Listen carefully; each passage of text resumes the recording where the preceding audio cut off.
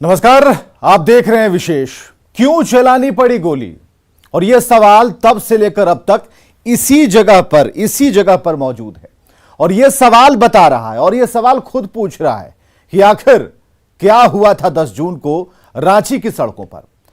उपद्रवियों को बवाल के आगे, जो उपद्रवी बवाल मचा रहे थे, उसके आगे पुलिस को बेबस क्यों होना पड़ा? और क्या गोली चलाना ही आखिरी उपाय था? आखिर पुलिस को क्यों चलानी पड़ी गोली? आप विशेष देख रहे हैं और विशेष में आज इसी पर बात होगी, इसी पर रिपोर्ट दिखाई जाएगी कि आखिर क्यों चलानी पड़ी गोली।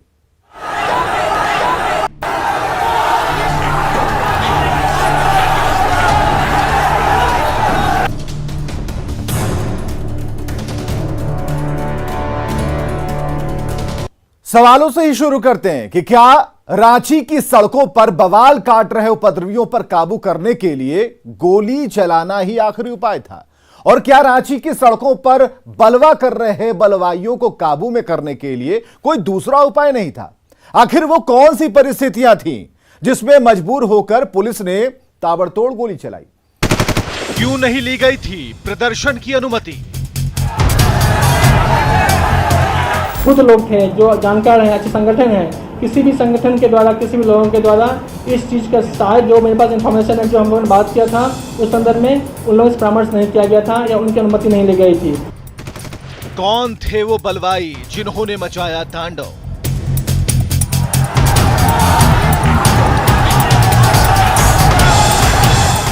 तो कौन लोग हैं, तो कौन शरारती लोग हैं, कौन से असामाजिक लोग हैं, डायरेक्ट हैं, इनडायरेक्ट हैं, परोक्ष हैं, प्रत्यक्ष हैं, यहाँ हैं, वहाँ हैं, जहाँ तहाँ हैं। क्या माहौल खराब करने की थी साजिश? रांची में कुछ असामाजिक और उपद्रवी तत्वों के द्वारा यहाँ की शांति व्यवस्था, आपसी समन्वय को खराब करने की कोशिश की गई थी।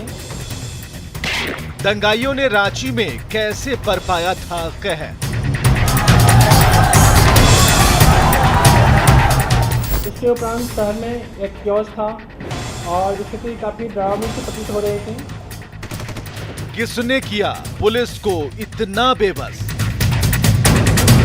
जल्दी से सर पत्थर चला रहा था। सर फोर्स भेज दीजिए, सर फोर्स भेज दीजिए। क्या गोली चलाना था आखिरी उपाय? 3 बजे, 3:30 बजे के बाद ये जो है घटना काफ़ी क्विक एक भयावह रूप ले ली। उसके बाद प्रशासन के द्वारा जो मिनिमम फोर्स यूज़ करने के साथ ताकि भीड़ को नियंत्रित किया सके, वो हम लोग फोर्स यूज़ किया गया।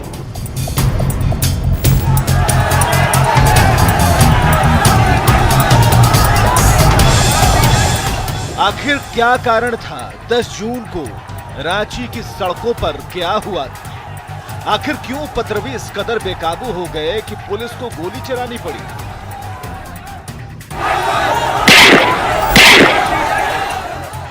क्या गोली चलाना ही पुलिस के पास एकमात्र तरीका था? क्या हालात इतने बेकाबू हो गए थे कि कोई और चारा नहीं बचा था? आखिर कैसे रची गई थी 10 जून की रांची में हिंसा की साजिश? करेंगे पूरी पड़ताल, जानेंगे उन कारणों को जिसके कारण 10 जून को रांची पुलिस को दंगाइयों पर गोली चलाना मजबूरी हो गई थी।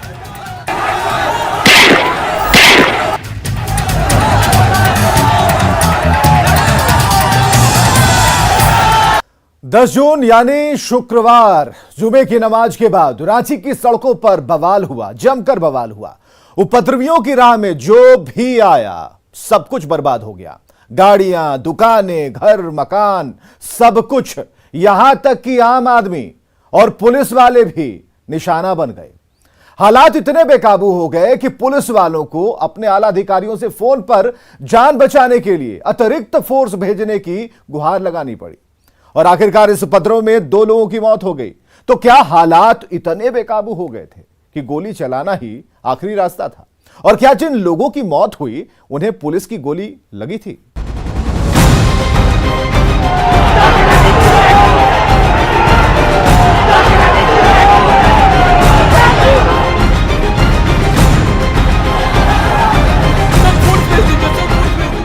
शुक्रवार को जुमे की नमाज के बाद रांची की सड़कों पर ये बवाल।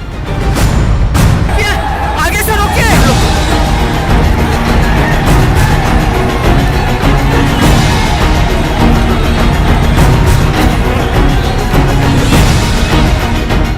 और इस बवाल के बीच पुलिस की ये बेबसी। देखिए देखिए पत्थर चला रहा, देखिए देखिए, आप इधर आ जाइए, आप इधर आ जाइए, इधर आ जाइए, छुप जाइए, इधर आ जाइए सर, सर पत्थर चल रहा है सर, हमको कवर में लगा, मेरा मोबाइल टूट गया सर, जल्दी से सर देखिए, अभी पत्थर चला रहा था सर, फोर्स भेज दीजिए सर, फोर्स भेज दीजिए।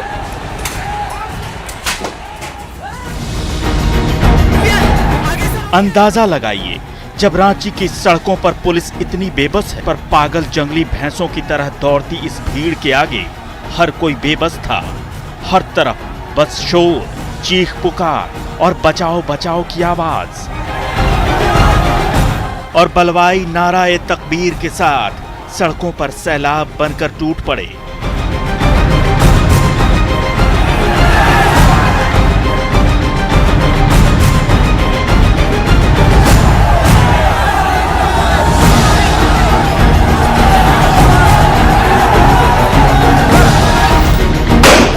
और अब पुलिस का ये एक्शन देखिए।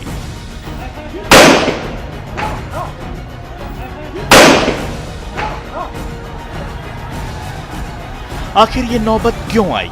पुलिस को क्यों चलानी पड़ी उपद्रवियों पर गोली, जिसमें 2 लोगों की जान चली गई? क्या हालात इतने बेकाबू हो गए थे कि पुलिस बेचारी हो गई थी? पुलिस की लाठियां बेचारी हो गई थी? मौके पर मौजूद पुलिस के बस में क्या कुछ भी नहीं था? क्या स्थिति इतनी डरावनी हो गई थी? तो रांची में कुछ असामाजिक और उपद्रवी तत्वों के द्वारा यहाँ की शांति व्यवस्था, आपसी समन्वय को खराब करने की कोशिश की गई थी। प्रोएक्टिव प्रशासन के माध्यम से जो हमारे पास अवेलेबल रिसोर्स और संसाधन थे, डिप्लॉयमेंट था, हम लोगों ने सर्टेन लेवल तक उन लोगों की मंशा को सफल नहीं होने दिया। उसके उपरांत शहर में एक कियोस्क था और स्थिति काफी डरावनी सी प्रतीत हो रही थी। तस्वीरों को देखकर अंदाजा लगाना मुश्किल नहीं है कि उस दिन क्या मंजर रहा होगा। उपद्रवियों की राह में जो कुछ भी आया उसे तिनके की तरह उड़ा दिया गया। गाड़ियां, दुकानें, लोग, पुलिस, यानी हर वो चीज जो इस पागल भीड़ की आंखों के सामने दिखी।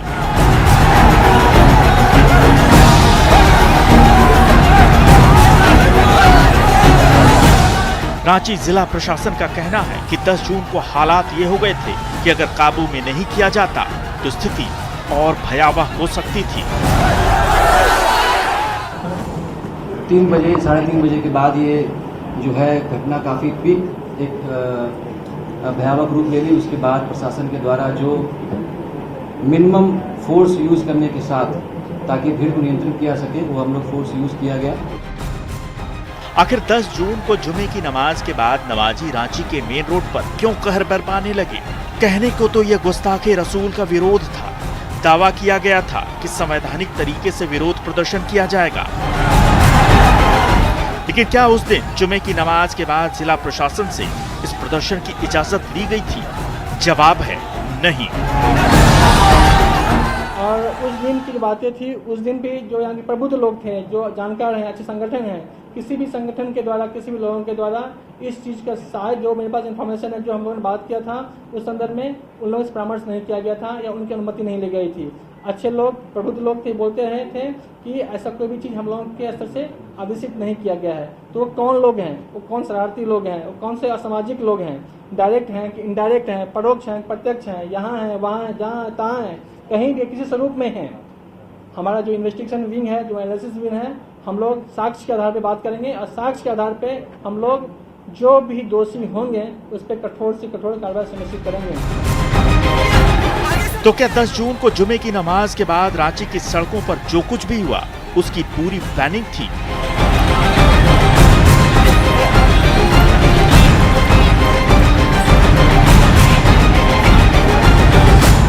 पहले से ही इसकी स्क्रिप्ट लिखी जा चुकी थी, इसलिए पुलिस उपद्रवियों के आगे बेबस हो गई।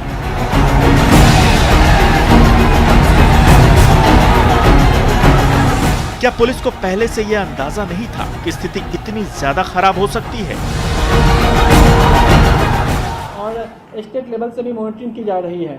हम वैसे सभी चीज़ों को हम लोग देख रहे हैं, वैसे वीडियो को, ऑडियो को, अपलोड को, डाउनलोड को, किसी भी तरह के ट्रांजेक्शन को, चाहे वो व्हाट्सएप पे हो, ट्विटर पे हो, इंस्टाग्राम पे हो, फेसबुक पे हो, जिससे किसी व्यक्ति विशेष की, समुदाय विशेष की भावनाएं आहत हो रही हो या किसी पे इल्जाम लगाए जा रहे हो, ऐसे सारे वीडियो, ऑडियो हम लोग उस पर मॉनिटरिंग कर रहे हैं।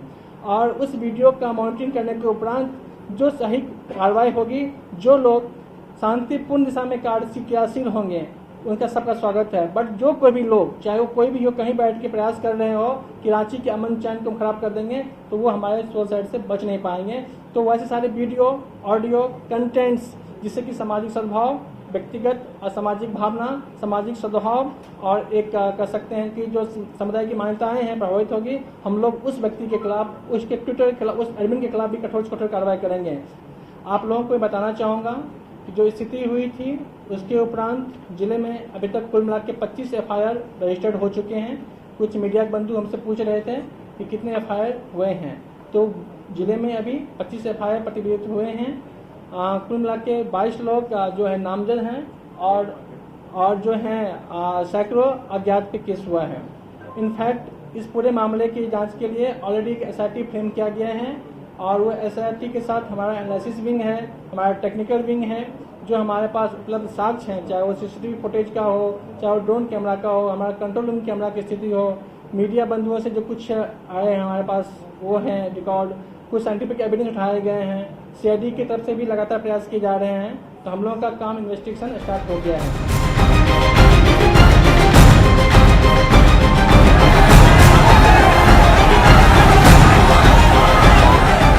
यानी पुलिस ने उपद्रवियों को नियंत्रित करने के लिए जो सबसे कम बल प्रयोग हो सकता था उसका इस्तेमाल किया।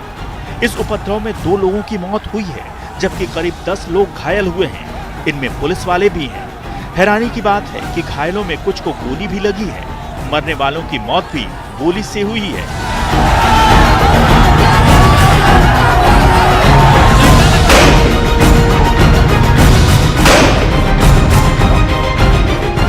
पुलिस का यह भी तर्क है कि फायरिंग उपद्रवियों ने की।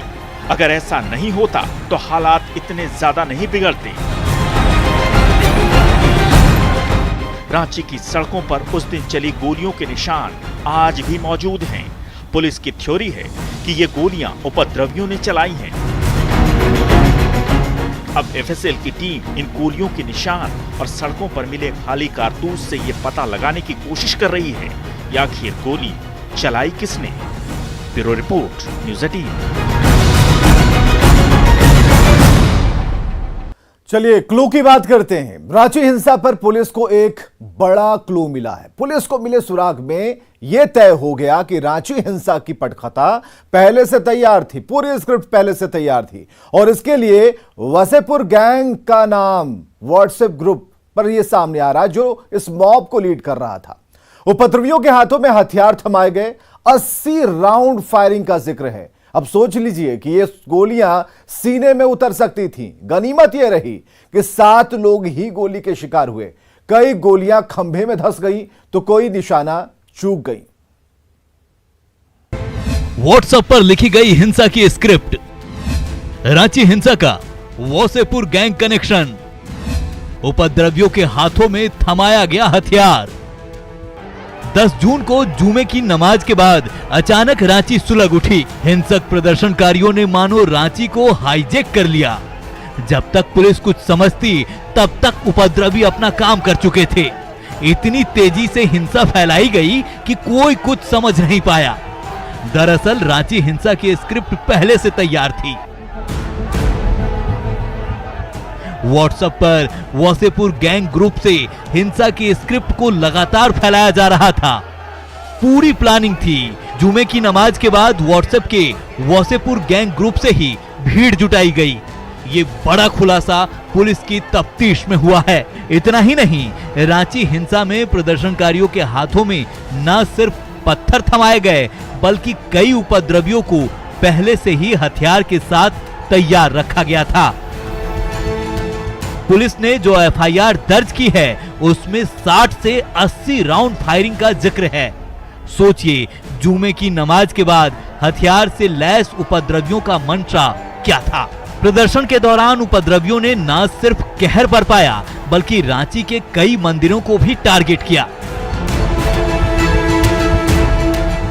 ये रहा उपद्रवियों के फायरिंग का सबूत। मेन रोड स्थित काली मंदिर के पास हिंसक प्रदर्शन के दौरान फायरिंग की गई। गोली सीने में उतर सकती थी, गनीमत रही बिजली के खंबे में जा फंसी। एफएसएल की टीम ने खंबे में धसी गोली को निकाला। काली मंदिर परिसर के आसपास के प्रसाद दुकान की भी पड़ताल की गई। रांची से संवाददाता ओम प्रकाश और अविनाश की रिपोर्ट, न्यूज़ 18। तो 10 जून को रांची की सड़कों पर जो कुछ भी हुआ, क्या इसकी पहले से प्लानिंग थी? आखिरकार रांची की मेन रोड का संकट मोचन मंदिर कैसे उपद्रवियों की हिंसा का केंद्र बन गया? कैसे भड़की ये पूरी हिंसा? आखिर संकट मोचन हनुमान मंदिर कैसे बन गया हिंसा का केंद्र?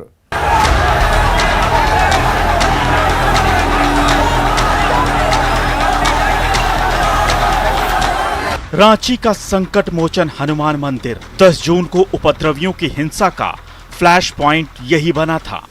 यानी उपद्रव का केंद्र यही संकट मोचन हनुमान मंदिर था। एक तरफ हिंसक भीड़ थी तो दूसरी तरफ पुलिस।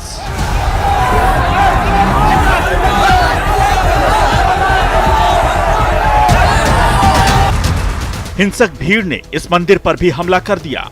देखिए मंदिर का क्या हाल कर दिया था उपद्रवियों ने। शुक्रवार को दोपहर करीब 3 बजे अचानक दूर से उपद्रवियों की आवाज आई और फिर भीड़ ने पुलिस को खदेड़ दिया और मंदिर को घेर लिया। रोड़ा चलाया, ईटा चलाया, हम लोग सब भागे। मंदिर के ऊपर में ऊपर तक रोड़ा चलाया है, चोट लग गया हम लोग का। तांडव हो रहा है, क्या करें हम लोग। 4 गो मंदिर में पुजारी भागे हम लोग। यहाँ भी योगी जी चाहिए, योगी जी जैसा नेता यहाँ भी चाहिए। ये नाकामी सरकार है जिनके कारण आज हमारा।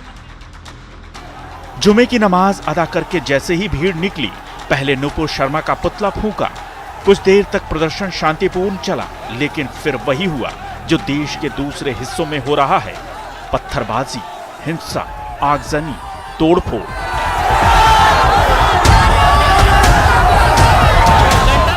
लेकिन रांची में ये सब इतना भयानक था कि पुलिस को हिंसक भीड़ पर फायरिंग करनी पड़ी।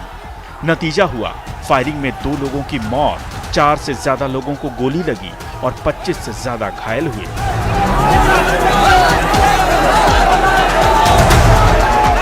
तीन 3:20 पर हालात यहां तक पहुंच गए कि पुलिस को फायरिंग का आदेश देना पड़ा। 10 जून 2022 दोपहर 3:30 3:30 पर पुलिस और प्रदर्शनकारी दोनों तरफ से गोलीबारी हुई और 30 से 35 लोग घायल हो गए। इसके बाद भारी तादाद में पुलिस बल को तैनात कर दिया गया और धीरे धीरे हालात काबू में आए। रांची में कर्फ्यू लगाने के साथ ही पूरे शहर को छावनी में बदल दिया गया। किसी भी हिंसक घटना को रोकने के लिए चप्पे चप्पे पर पुलिस फोर्स तैनात कर दी गई। Bureau report, news 18।